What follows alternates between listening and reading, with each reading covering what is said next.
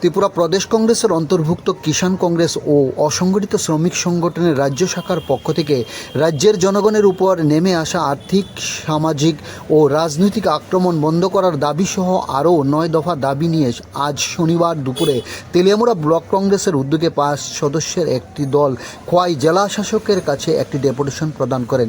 এই দিন দুপুরে খোয়াই সুভাষ পার্ক কংগ্রেস ভবন থেকে একটি মিছিল বের হয়ে খোয়াই সুভাষ পার্ক শহর অতিক্রম করে জেলাশাসক কার্যালয়ে এগিয়ে উপস্থিত হন। সেখানে 5 সদস্যের একটি দল জেলাশাসক রজত পান্তের কাছে ডেপুটেশন প্রদান করেন।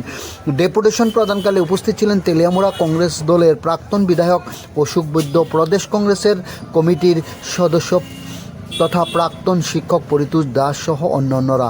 খোয়াই টাইমস বাংলা নিজস্ব প্রতিনিধির প্রতিবেদন। 9 দফা দাবির সমর্থনে আমরা আজকে ডেপুটেশন দিচ্ছি।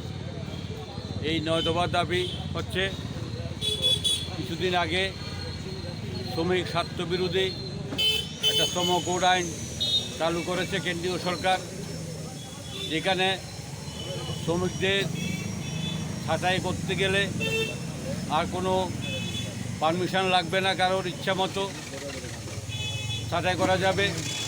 কর্পোরেটদের পাইয়ে দিতে, সুযোগ সুবিধা পাইয়ে দিতে 300 শ্রমিকের নিচে যে সমস্ত কলকারখানা আছে যেখানে শ্রমিকরা কাজ করে তাদেরকে ছাঁটাই করতে আর কোনো পারমিশন লাগবে না।